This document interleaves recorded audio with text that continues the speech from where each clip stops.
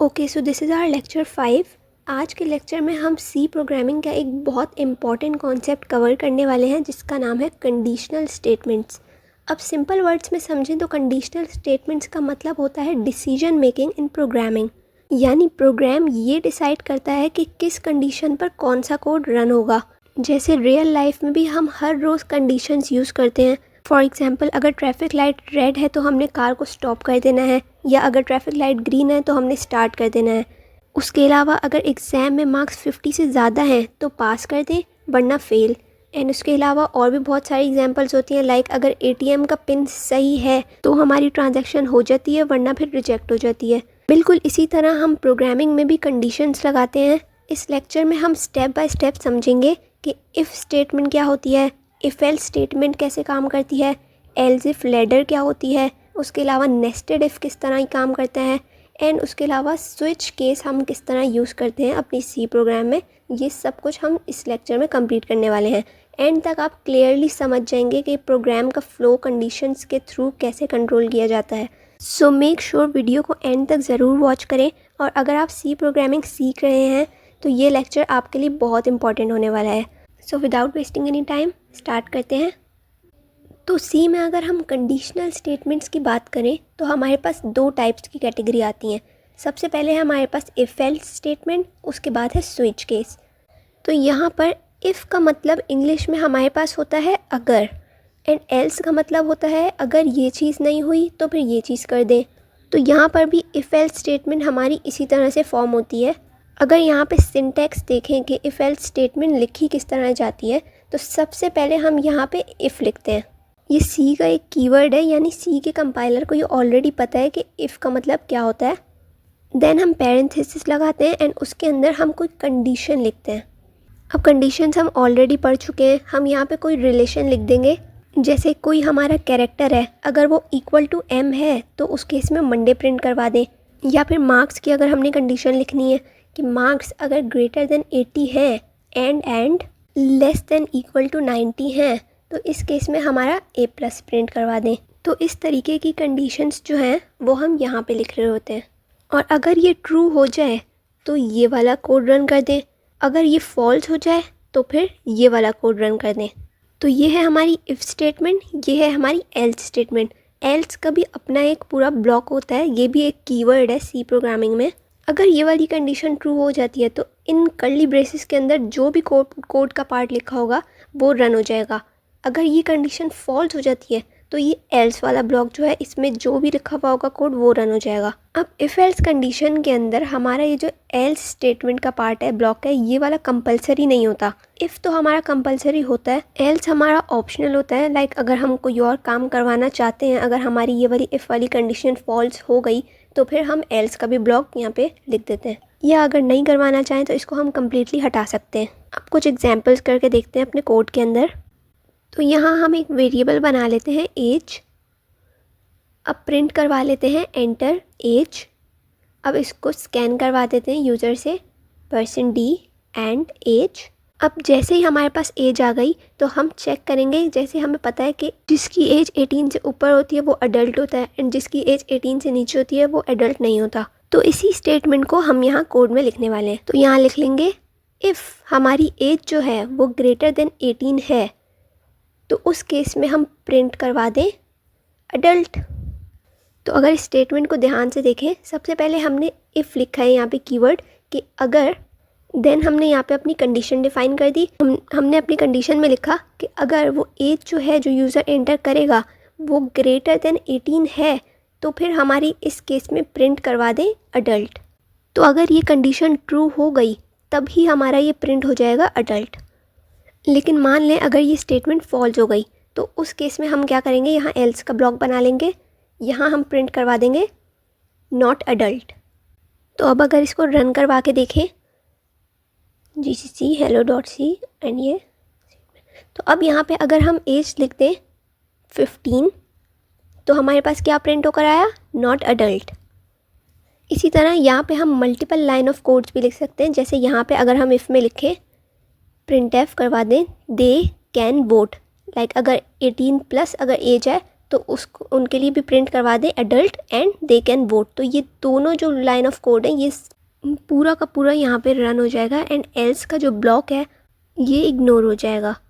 अब ये जो लाइन ऑफ कोड्स हैं, ये जो हम इफ़ के अंदर लिखते हैं कर्ली ब्रेसेस के अंदर, या फिर एल्स की कर्ली ब्रेसेस के अंदर ये जो लिखते हैं, इसको हम ब्लॉक कहते हैं। ब्लॉक हमारे वो होते हैं जिसमें हम मल्टीपल लाइन ऑफ कोड्स जो एक साथ एग्जीक्यूट करवा रहे होते हैं, तो इनको हम ब्लॉक कहते हैं।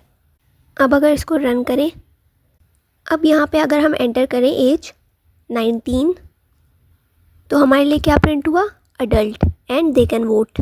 तो ये पूरा यहाँ पे जो इफ़ का ब्लॉक है ये पूरा यहाँ पे हमारा प्रिंट हो गया एंड ये एल्स वाली स्टेटमेंट नहीं हुई। अब अगर लास्ट में हम यहाँ पे एक और स्टेटमेंट लिख लें, print F thank you for voting, तो क्या ये एग्जीक्यूट होगा? हाँ ऑब्वियसली, अगर हमारी इफ़ की कंडीशन रन हुई या एल्स की हुई तो हमारा ये वाला तो कंपलसरी है, ये वाला हमारा एग्जीक्यूट होगा ही होगा। इसको दोबारा रन करके देखते हैं। तो इस बार हमने एज एंटर करी 10। अब हमारे लिए क्या प्रिंट हुआ, not adult, they are not eligible, thank you for voting. ये हमारा सेम लाइन में हो गया, तो यहाँ हम \n लिख देते लाइन ब्रेक करने के लिए। अब अगर अगेन रन करें एंड अब हम यहाँ एज लिखें 10, तो ये not adult, they are not eligible and thank you for voting. तो सबसे पहले हमारा ये प्रिंट हुआ यहाँ एल्स वाले ब्लॉक से, उसके बाद हमारे दे आर नॉट एलिजिबल ये भी एल्स वाले ब्लॉक से, देन हमारे पास थैंक यू फॉर वोटिंग। तो हमारे पास ये तीनों के तीनों प्रिंट होकर आ गए एंड इफ़ वाला ब्लॉक जो था, क्योंकि हमारी कंडीशन फॉल्स हो गई तो वो इग्नोर हो गया। तो इस तरीके से हमारी इफ़ एल्स कंडीशन काम करती है। अब इफ़ एल्स के अंदर एक स्पेशल चीज़ है, अगर हमने यहाँ पे मल्टीपल लाइन ऑफ कोड लिखा है ना, तो फिर ये कर्ली ब्रेसेस हमारी ज़रूरी है। बट ये जो कर्ली ब्रेसेस है ना, ये हमारी कंपलसरी नहीं है। अगर हमने मान लें सिर्फ हमने एक ही स्टेटमेंट लिखनी है, जैसे इफ़ के केस में हमने यहाँ सिर्फ एक ही स्टेटमेंट लिखनी है, एल्स की कंडीशन में भी यहाँ एक ही स्टेटमेंट लिखनी है एंड इसको हम एंड से हटा देते हैं।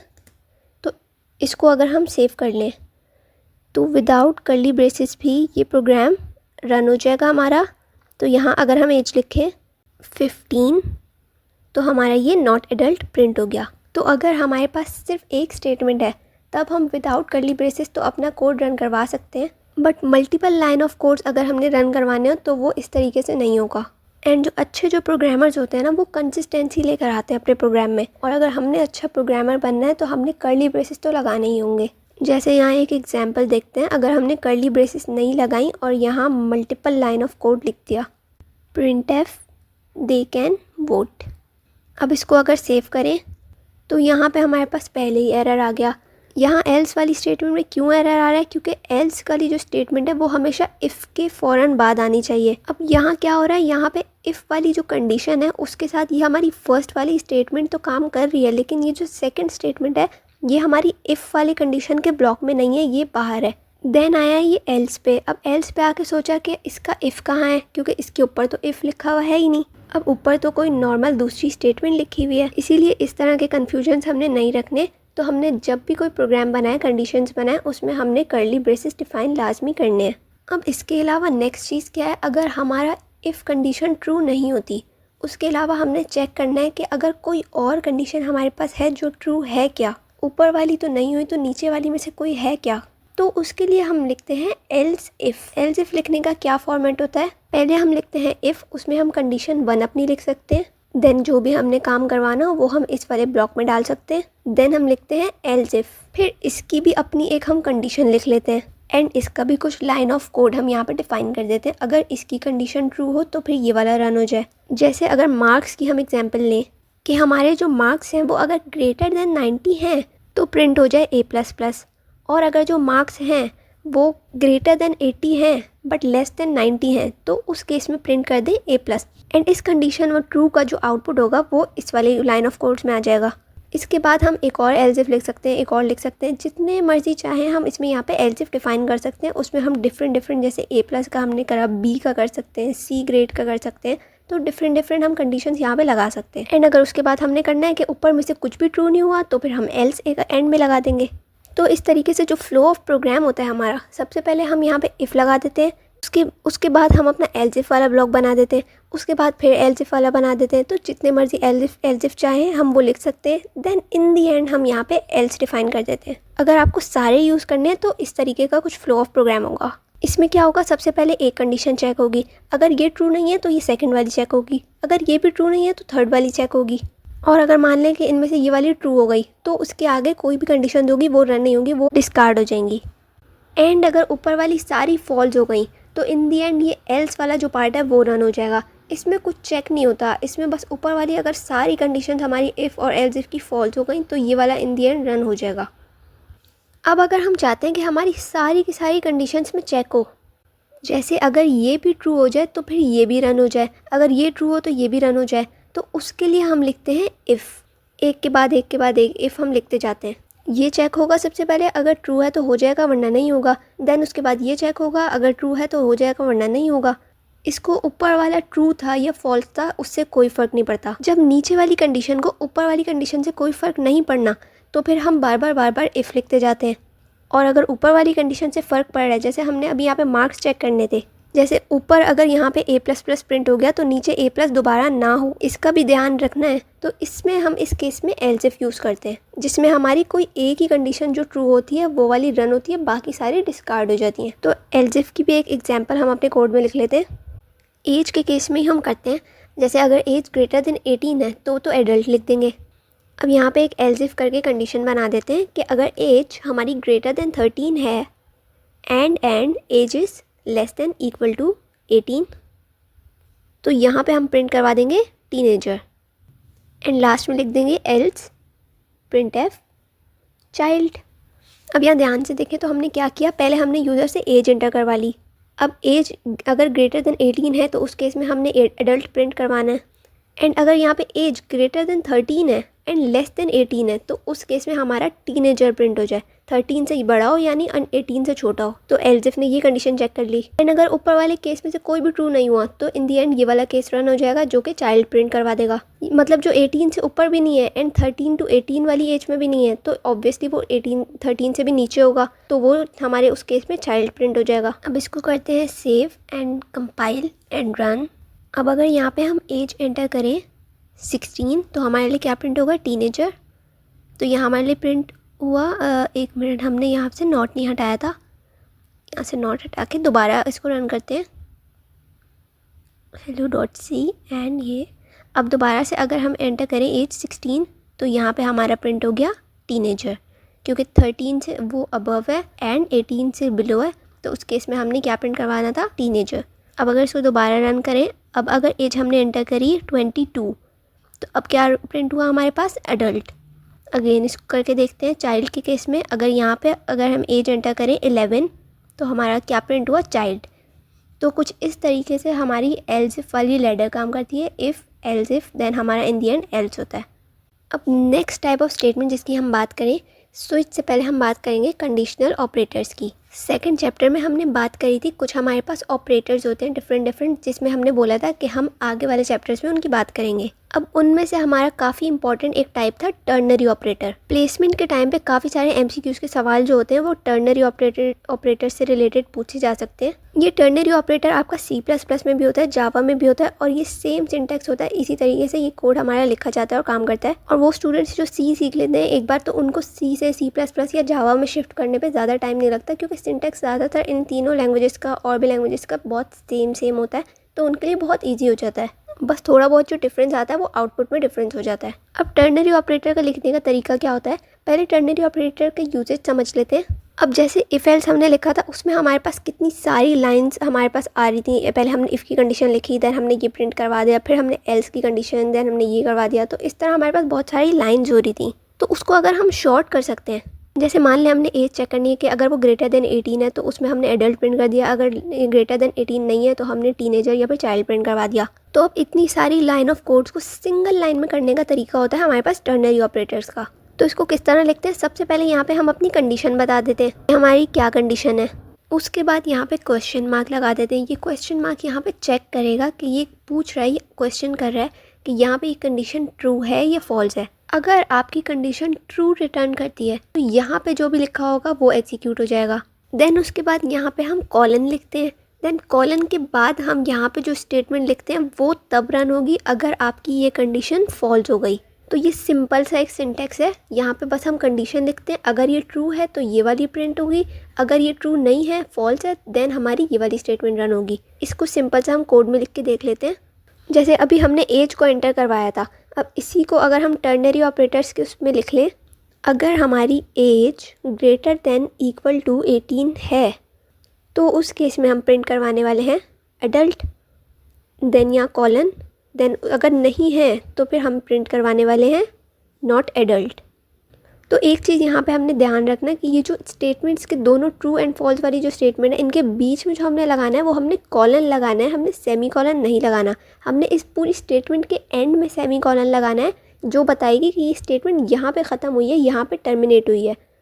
अगर हमने यहाँ पे बीच में टर्मिनेटर लगा दिया, सेमी कॉलन लगा दिया, तो यहीं पे बीच में हमारी स्टेटमेंट ख़त्म हो जाएगी। तो हमने इस चीज़ का लाजमी ध्यान रखना है। तो इसको अब हम रन करके देखते हैं। तो अगर यहाँ पे हम एज लिखे 15 तो हमारा प्रिंट हुआ नॉट एडल्ट। इसमें क्या करा, इसने पहले ही कंडीशन चेक करी कि अगर फिर उसके बाद चेक करा कि ये ट्रू है, तो ये ट्रू तो नहीं थी, तो फिर इसने बाद वाली कंडीशन जो है नॉट एडल्ट उसको रन करवा दिया और प्रिंट करवा दिया नॉट एडल्ट। अब यहाँ पर अगर हमने यहाँ पे स्टेटमेंट टर्मिनेटर लगा दिया था तो यहाँ पे ये एरर थ्रो कर रहा है, ये हमारी स्टेटमेंट ही गलत हो जाएगी। तो टर्नरी ऑपरेटर्स का यूज़ हमने तभी करना है जब हमारे पास यहाँ पे सिंगल लाइन ऑफ कोड हो, जैसे इफ़ के ब्लॉक में सिंगल लाइन हो और एल्स के ब्लॉक में भी हमारे पास सिंगल लाइन हो, क्योंकि टर्मिनेटर तो यहाँ पे हम यूज़ कर नहीं सकते। ऑल्दो ये काफ़ी इंपॉर्टेंट है, काफ़ी अच्छा सिंटेक्स है इस स्टेटमेंट का, बट इसका यूजेज इतना ज़्यादा नहीं है। मोस्टली आपके प्लेसमेंट या एग्जाम्स में ही इसका पूछा जाता है। अब नेक्स्ट चीज़ कंडीशनल ऑपरेटर की हम बात करेंगे, उसका नाम है स्विच। जैसे आपने घर में लाइट के स्विच देखे होंगे, फ़ैन के स्विच देखे होंगे, टीवी का स्विच देखा होगा। तो स्विच क्या काम करता है, अगर उसको ऑन कर दो तो वो कुछ काम कर देता है, अगर ऑफ़ कर दो तो वो काम नहीं करता। उसी तरीके से हमारा कोडिंग के अंदर भी स्विच होता है, जिसकी आपने अगर कंडीशन ऑन कर दी तो वो आपका कुछ काम करके दे देता है, अगर कंडीशन ऑन नहीं करी तो वो आपका काम नहीं करता। अब स्विच को लिखने का सिंटैक्स कुछ इस तरह का होता है। सबसे पहले तो हम कीवर्ड लिख देते हैं स्विच, देन उसके अंदर हम यहाँ पे लिख देते हैं कुछ नंबर या फिर कैरेक्टर। और स्विच बेसिकली क्या करता है, उस नंबर से या कैरेक्टर से कुछ कॉन्स्टेंट्स को मैच करता है। जैसे नंबर आपने दे दिया एज, फिर कांस्टेंट हमने दे दिए 1 2 3 4 5 6, ऐसे 1 से लेकर हमने 100 तक कुछ काउंटिंग्स दे दी। ऑल्दो ये बहुत इम्प्रैक्टिकल है। देन हमारे उस नंबर को चेक किया जाएगा हमारे कांस्टेंट के साथ। जैसे अगर हमने 1 एंटर करा है तो जिस भी केस में आपका वो कांस्टेंट मैच हो गया, जैसे 1 आपने एंटर करा था तो 1 वो उस वाले 1 वाले कांस्टेंट से मैच हो गया, तो उस केस में आपने जो भी लाइन ऑफ कोड लिखा हुआ होगा वो आपका एग्जीक्यूट हो जाएगा। तो इस तरीके से आपने उसका स्विच ऑन कर दिया, उसका केस मैच करवा के, फिर आपका वो वाला काम करके दे देगा। अब यहाँ पे स्विच लिखते हैं, फिर उसके बाद यहाँ पे एक नंबर या कैरेक्टर हमने जिसके साथ मैच करवाना है वो हम लिख देते हैं। फिर वो केसेस चेक करता है और यहाँ पे हम कॉन्स्टेंट्स लिख देते हैं कुछ, जैसे 1 हो गया, 2 हो गया, जैसे हमने यहाँ लिख दिया केस 1, एंड उसके बाद फिर केस 2, देन उसके बाद case 3। And in terms of character, मान लें हमने कैरेक्टर के साथ मैच करवाना है तो हम यहाँ लिखेंगे केस A, केस B। इस तरह हम कोई भी कैरेक्टर्स यहाँ पर डिफाइन कर सकते हैं। तो केस के बाद हमने कांस्टेंट लिखना है, उसके बाद हमने कॉलन लगाना है, उसके बाद हम अपनी कोई भी स्टेटमेंट जो हमने एग्जीक्यूट करवानी है, रन करवानी है, वो हम यहाँ पे लिख सकते हैं। एंड इन स्टेटमेंट्स के बाद हमने लिखना है ब्रेक। ये क्या करता है, आपको बाहर निकालता है स्विच से। अगर ये ब्रेक नहीं होगा तो ये सारी की सारी स्टेटमेंट्स एग्जीक्यूट हो जाएंगी। जैसे अगर एक केस रन हो गया, उसके बाद अगर हमने ब्रेक नहीं लिखा तो उसके बाद वाली जितनी भी स्टेटमेंट्स होगी वो सारी आपकी एग्जीक्यूट होकर रन हो जाएंगी। तो ये मतलब होता है ब्रेक का। अगर आपने सारे स्विच ऑन नहीं करने, अगर आप करना चाहते हैं तो वो आप कर सकते हैं, लेकिन अगर आपने सारे स्विच ऑन नहीं करने तो पहले स्विच के बाद ही, केस के बाद ही हमने ब्रेक कर देना है। एंड इन दी एंड हमारा होता है ये डिफ़ॉल्ट केस कि अगर ऊपर वाला कुछ भी ट्रू नहीं हो तो इन दी एंड ये वाला काम हम कर दें। अब ये हमारा एल्स की तरह होता है कि अगर हमारा ऊपर वाला कुछ भी इफ़ या एल्स इफ वगैरह कुछ भी ट्रू नहीं हुआ तो इन दी एंड ये वाला एग्जीक्यूट कर दें। तो स्विच का एल्स होता है डिफ़ॉल्ट। अब एक इसका एग्जाम्पल लिख देते हैं कोड में। एग्जाम्पल में हम क्या करेंगे, हम यूज़र से इनपुट लेंगे डे। डे का यहाँ पे मतलब क्या है, 1 मतलब मंडे, 2 मतलब ट्यूसडे, 3 मतलब वेडनेसडे, एंड सो ऑन। जो 7 हमारे पूरे डेज़ हैं उसका हमने यूज़र से इनपुट ले लेंगे और उसका प्रिंट करवा देंगे। देन हम यहाँ पे प्रिंट करवा देंगे enter day 1 till 7 and scanf करवा लेंगे एंड डे। फिर लिखेंगे अपना स्विच। तो स्विच लिखने के बाद अगर आप एक बार एंटर करेंगे तो ये सारी की सारी चीज़ें आपके पास लिखी हुई आ जाएंगी अगर आप VS कोड में टाइप करें। बट अभी हम फर्स्ट टाइम लिख रहे हैं एंड सीख रहे हैं, तो अभी हम खुद ही स्टार्ट से लिखेंगे। तो इसको हटा देते हैं। तो स्विच के बाद लगते हैं पैरेंथेसिस। पैरेंथेसिस के अंदर हमने जिसको भी वेरिएबल को चेक करना है हम उसका नाम लिख देते हैं। तो हमने किसको चेक करना है, डे को चेक करना है। फिर लगाएंगे कर्ली ब्रेसेस। अब इस ब्लॉक के अंदर हम सारी स्टेटमेंट्स लिखेंगे। सबसे पहले लिखेंगे केस 1। अब केस 1 क्या कहता है कि हमारा प्रिंट एफ कर दे जो है हमारा फर्स्ट डे मंडे। तो मंडे हमने लिख दिया। अब इसके बाद कर देंगे ब्रेक। इसी तरीके से 6 और केसेस हम लिखने वाले हैं, तो इसको कॉपी पेस्ट कर देते हैं। तो यहाँ अब इसको कर देते हैं केस 2, केस 3, 4, 5, 6 एंड 7। एंड यहाँ पे हम केस की स्टेटमेंट चेंज कर देते हैं। सेकंड पे 2 पे हमारे पास प्रिंट हो जाए ट्यूसडे, 3 पे प्रिंट हो जाए वेडनेसडे, 4 पे थर्सडे। यहाँ पे हम \n भी लगा देते हैं सबके साथ ताकि ये नेक्स्ट लाइन में प्रिंट हो जाए। And then Friday \n, Saturday and Sunday. अब मान लें कि हमारे यूज़र ने 39 एंटर कर दिया, तो उस केस में तो अब इधर कुछ प्रिंट ही नहीं कर सकते। तो उसके लिए हम एक यहाँ पे लिखते हैं डिफ़ॉल्ट केस। ये डिफ़ॉल्ट हमारे एल्स वाले केस की तरह काम करता है। अगर सारी स्टेटमेंट ट्रू ना हुई तो फिर ये वाला जनरेट हो जाएगा। इसमें हम प्रिंट करवा देंगे नॉट अ वैलिड डे। अब डिफ़ॉल्ट के बाद यहाँ पे हमें ब्रेक नहीं लिखना पड़ता क्योंकि डिफ़ॉल्ट के बाद और कोई स्विच ही नहीं है जिसको हम ऑन करवा लें। अब इसको सेव करके रन करते हैं तो हमें अच्छे से समझ में आएगा। अब हमने यहाँ पे डे एंटर करना है, तो सबसे पहले एंटर करते हैं 3। तो 3 पे हमारा क्या प्रिंट हुआ, वेडनेसडे। तो ये वेडनेसडे कहाँ से आया, ये यहाँ से प्रिंट हुआ। तो ये वर्क किस तरह करती है स्टेटमेंट, जैसे हमने 3 एंटर किया तो सबसे पहले उसने हमारे केस 1 को चेक किया, फॉल्स हो गया। केस 2 को चेक किया, फॉल्स हो गया। देन केस 3 को चेक किया तो ये ट्रू हो गया। फिर इसकी स्टेटमेंट जो लिखी हुई थी उसको हमने प्रिंट करवा दिया एंड यहाँ पे स्टेटमेंट हमारी ब्रेक हो गई। अब ये ब्रेक किस तरह काम करता है, मान लेते हैं अगर ये ब्रेक को हम कमेंट आउट कर लेते हैं, जैसे अगर ये होता ही नहीं यहाँ पे, तो इन सारे के सारे ब्रेक को हम कमेंट आउट कर देते हैं एंड दोबारा से इसको रन करके देखते हैं। तो अब अगर हम यहाँ पे फिर से 3 एंटर करें तो हमारा क्या प्रिंट हुआ, पहले तो वेडनेसडे प्रिंट हुआ, मंडे और ट्यूसडे तो प्रिंट हुआ ही नहीं क्योंकि वो वाली स्टेटमेंट तो फॉल्स हो गई। तो हमारा सबसे पहले तो केस 3 एंटर वो प्रिंट हो गया। देन उसके बाद जितनी भी स्टेटमेंट्स थी वो सारी की सारी हमारी प्रिंट होके आ गई। मतलब ये किस तरह वर्क करता है कि अगर हमारा एक स्विच ऑन हो गया केस 3 में, जैसे हमारा मैच हुआ तो वो ऑन हो गया, तो उसके बाद जितने भी केसेस हैं उनके सारे स्विच ऑन हो जाएंगे अगर हमने ब्रेक स्टेटमेंट ना लगाई भी हो। और ये डिफ़ॉल्ट केस भी है, ये भी रन हो जाएगा साथ में। इसीलिए ब्रेक हमारा काम आता है क्योंकि हमने सारे स्विच ऑन नहीं करने, हमने जस्ट एक स्विच उनमें से ऑन करना है। मतलब जैसे ये एक स्विच ऑन हो जाए तो आप यहाँ से फिर बाहर निकल जाएं और बाकी के सारे स्विच केसेस जो हैं वो इग्नोर हो जाएं। तो ये बहुत इंपॉर्टेंट होता है ब्रेक लगाना। अब इसको अनकमेंट कर देते हैं एंड एक बार अपना डिफ़ॉल्ट केस भी चेक कर लेते हैं। तो अब अगर इसको रन करें एंड यहाँ पे हम कोई नंबर लिखते हैं, जैसे हमने लिख दिया 18 जो हमारे केसेस में एग्जिस्ट नहीं करता, तो हमारे लिए क्या प्रिंट होके आएगा, नॉट अ वैलिड डे। तो ये हमारा डिफ़ॉल्ट केस यहाँ से प्रिंट होके आ गया।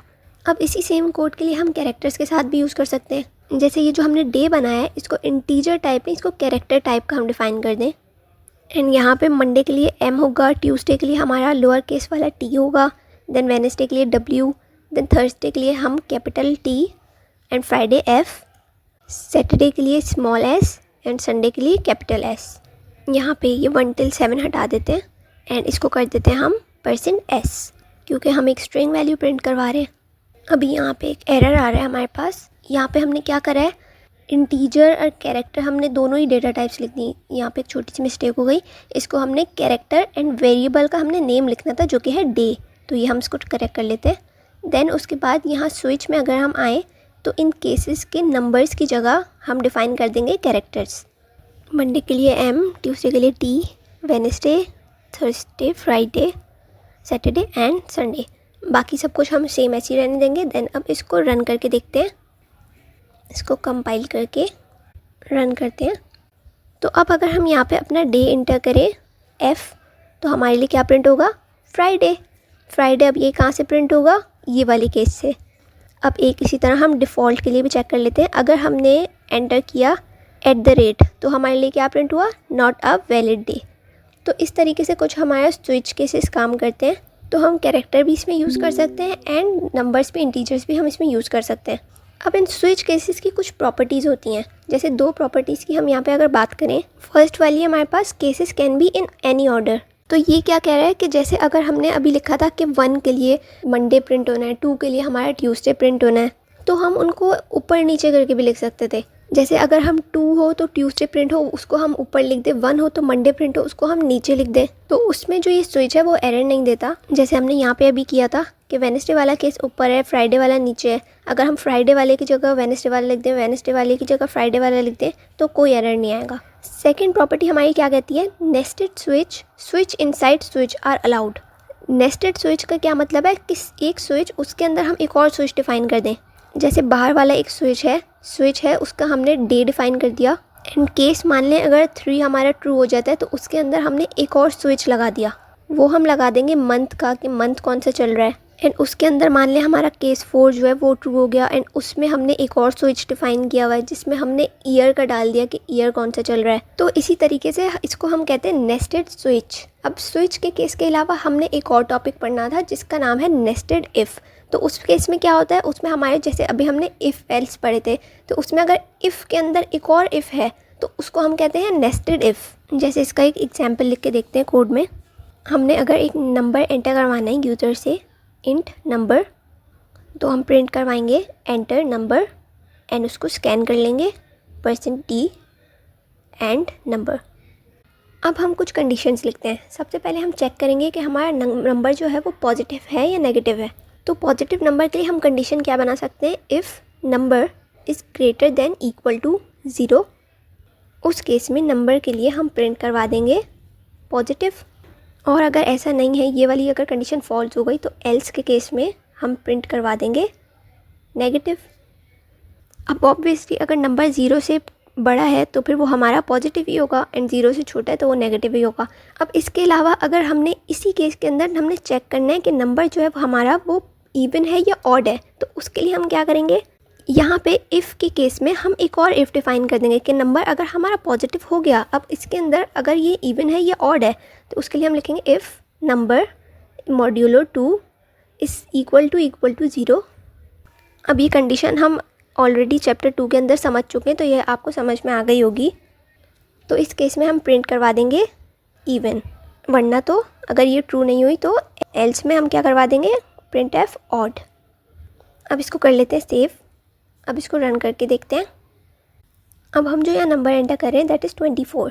तो 24 हमने एंटर किया तो हमारे लिए क्या प्रिंट हुआ, पॉजिटिव भी है एंड ये इवन भी है। अब इसमें क्या हुआ, इसने पहले देखा एक कंडीशन ट्रू हो गई, अब उसके अंदर इसने दूसरी कंडीशन भी चेक करी कि क्या ये भी ट्रू है। अब ये भी ट्रू हो गई तो उसने इसकी स्टेटमेंट को प्रिंट करवा दिया।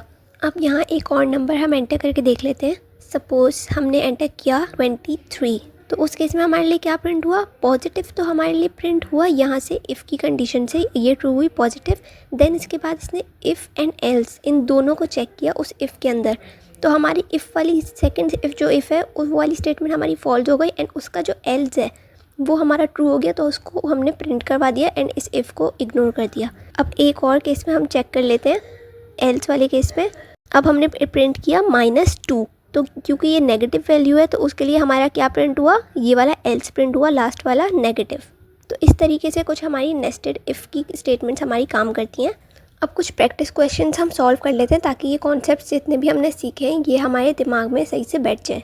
सो first question is that write a program to check if a student is pass or fail. तो इसमें हमारे पास एक स्टूडेंट के मार्क्स होंगे जो कि गिवन होंगे, 100 में से हमारे मार्क्स चेक किए जाएंगे। तो अगर मार्क्स हमारे ग्रेटर देन 30 हैं तो स्टूडेंट पास हो जाएगा। अगर मार्क्स हमारे लेस देन या इक्वल टू 30 हैं तो स्टूडेंट फेल हो जाएगा। तो इसी सिचुएशन को हमने कोड में कन्वर्ट करना है। तो सबसे पहले यहाँ पे एक वेरिएबल बना लेते हैं हम, इंटीजर मार्क्स। अब यहाँ प्रिंट करवा लेते हैं एंटर मार्क्स 0 till 100। अब इसको हम स्कैन करवा लेते हैं यूज़र से, scan F %d and marks. तो अब हमने यहाँ पे 2 कंडीशंस लिखनी है, एक तो पास वाली और एक फेल वाली। तो यहाँ फर्स्ट कंडीशन डिफाइन करते हैं, if marks is less than equal to 30, तो उस केस में हमारा प्रिंट हो जाए फेल। मतलब मार्क्स अगर 30 से कम है या फिर 30 के इक्वल हैं तो स्टूडेंट हमारा फेल है। और अगर ऐसा नहीं है तो उस केस में प्रिंट करवाना है पास। तो यहाँ पे इसको रन करके अब देखते हैं, टर्मिनल ऑन करेंगे, कंपाइल एंड रन। अब मार्क्स अगर हम एंटर करें 56 तो हम हो चुके हैं पास, तो अब अगर इसको हम दोबारा रन करें तो अब अगर हमने लिख दिया ऐसी कोई सिचुएशन हमने लिख दी जो अभी यहाँ पे हमने डिफ़ाइन करी ही नहीं, अगर हमने जैसे लिख दिया 105 तो उसके लिए भी हमारा क्या आउटपुट आया, पास। तो ऐसी सिचुएशन ना हो उसके लिए हम यहाँ पे अपनी कुछ कंडीशंस चेंज कर देते हैं। जैसे अगर इफ़ में भी हम चेंज कर देते हैं, if marks is greater than equal to 0 and marks is less than equal to 30। मतलब ये जो स्टूडेंट एंटर करेगा मार्क्स वो 0 से नीचे भी ना हो। अब हम एक कंडीशन 100 से ऊपर वाले मार्क्स की बना देते हैं। अगर हम यहाँ लिखें else if marks is greater than 30 and marks is less than equal to 100, मतलब 100 से कोई भी मार्क्स ऊपर नहीं हो सकता, तो उस केस में हमारा प्रिंट हो जाएगा पास। वरना तो हम प्रिंट करवा देंगे else print F wrong marks. तो इससे क्या हुआ, अब स्टूडेंट सिर्फ 0 से लेके 100 तक मार्क्स को प्रिंट करवा सकता है, वरना तो उसके लिए आउटपुट में प्रिंट हो जाएगा रॉन्ग मार्क्स। इसको हम रन करके देखते हैं। तो अब अगर हम यहाँ पे दोबारा से लिखें 105 तो हमारे लिए क्या प्रिंट हुआ, रॉन्ग मार्क्स। तो इस तरीके से हमें सेफ केसेस अपने इस कोड के अंदर डालने पड़ते हैं। अब इसी सेम चीज़ को हम टर्नरी स्टेटमेंट की हेल्प से भी कर सकते थे। अगर इस पूरी स्टेटमेंट को कर दें कमेंट आउट, इन सारी स्टेटमेंट को एक साथ कमेंट आउट करने के लिए हमें इसे प्रेस करना पड़ता है कंट्रोल/, पूरी स्टेटमेंट को सिलेक्ट करके एंड कंट्रोल/। तो अब इसको टर्नरी में कैसे लिखेंगे, मार्क्स अगर हमारे लेस देन इक्वल टू 30 हैं क्वेश्चन मार्क, उस केस में हम प्रिंट करवा देंगे फेल, नहीं तो हम प्रिंट करवा देंगे पास। तो 4-5 लाइनों को कोड को इसने एक सिंगल लाइन में कन्वर्ट कर दिया। अब इसको रन करके देखते हैं।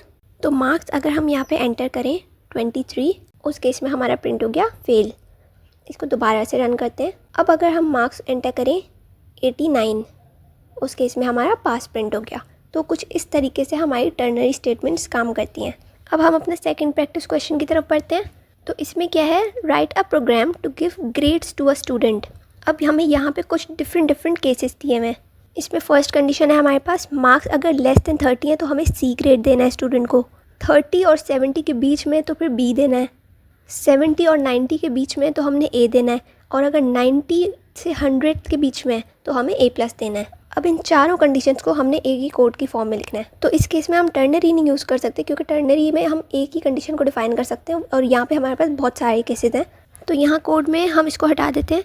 यहाँ सबसे पहले एक इफ़ कंडीशन बना लेते हैं, मार्क्स अगर हमारे लेस देन 30 हैं तो उस केस में हम प्रिंट करवा देंगे C। फिर हम एक एल्स इफ लगाएंगे, अगर ऊपर वाली कंडीशन फॉल्स होती है तो फिर ये वाली चेक हो जाए।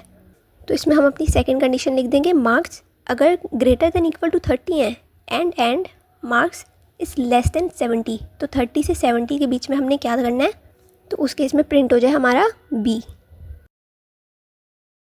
हम एक और यहाँ पे एल्स इफ लिख देते हैं, marks greater than equal to 70 and marks is less than 90। अब ये कंडीशन 70 से 90 के बीच में चेक करेगी, तो इस केस में हमारा प्रिंट हो जाए A।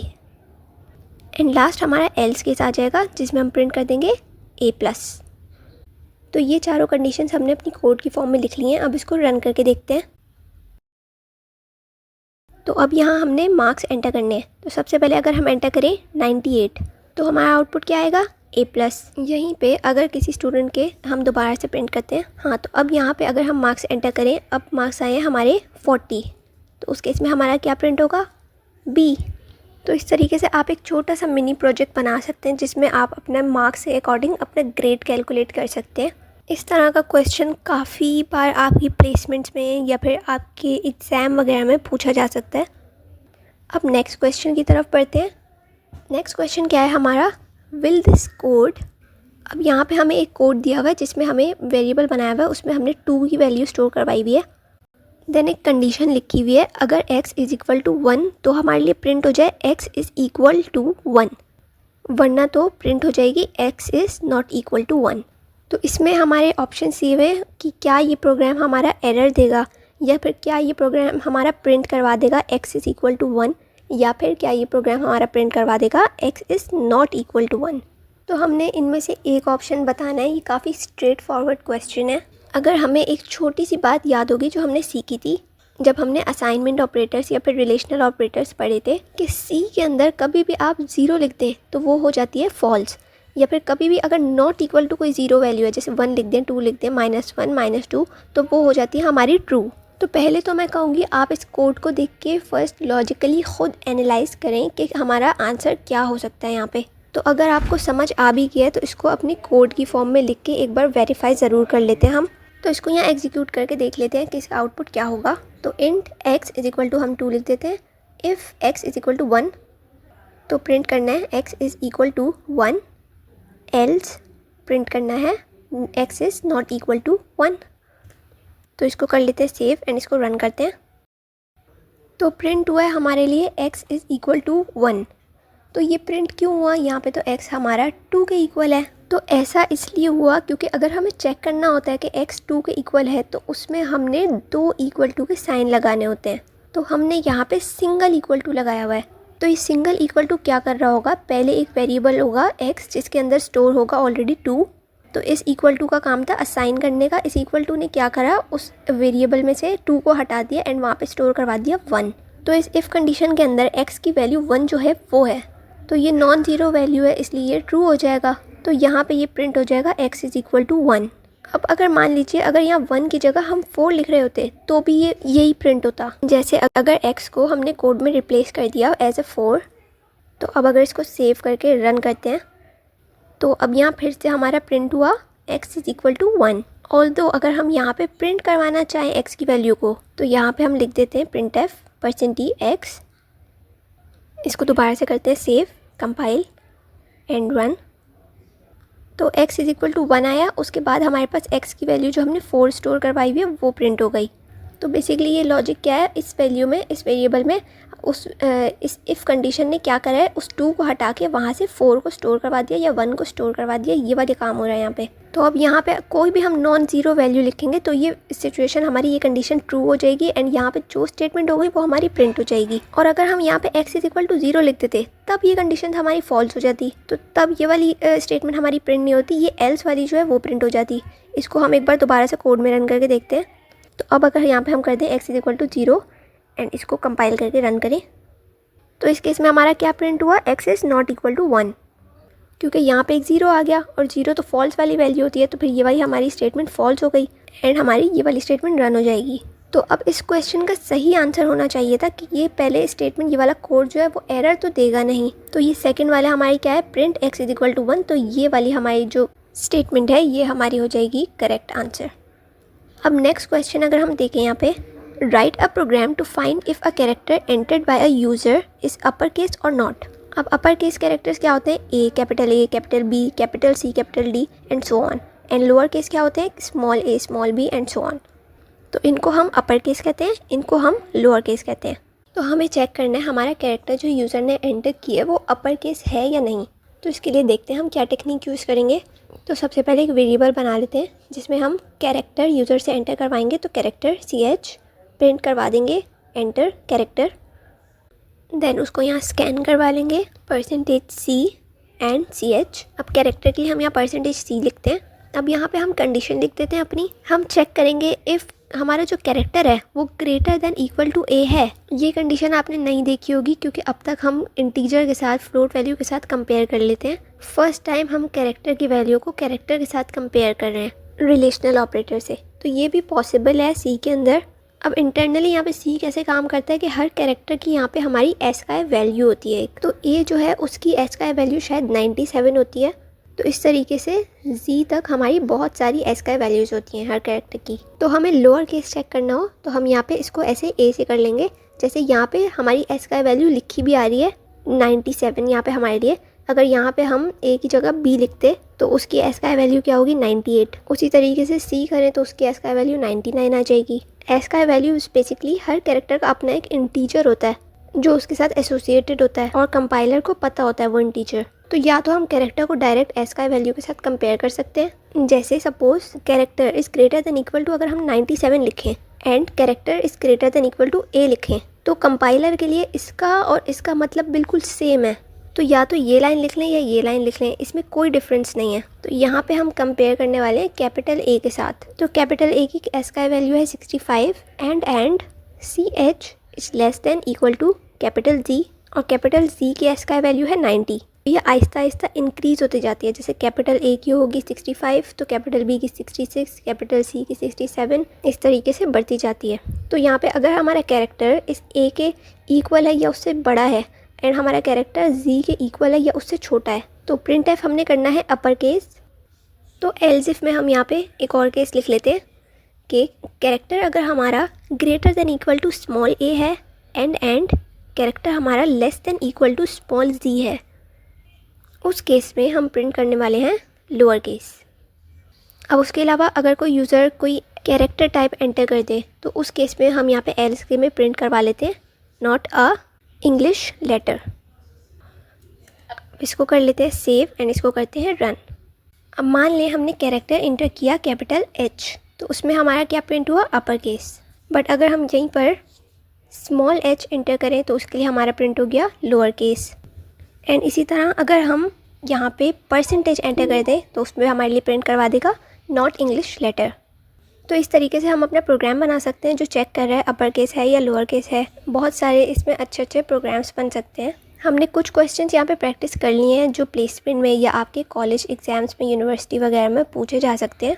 उसके अलावा यहाँ पे आपके सामने स्क्रीन पे अभी होमवर्क प्रॉब्लम्स आ रही होंगी जो आपने खुद से सॉल्व करके ट्राई करने हैं घर पे। तो यहाँ पे हमारा चैप्टर 3 हो गया है कंप्लीट। अब मिलते हैं नेक्स्ट लेक्चर में, तब तक चैनल को सब्सक्राइब कर दें, वीडियो को लाइक करें एंड बेल आइकन को ज़रूर से प्रेस कर दें। सी यू इन नेक्स्ट वीडियो।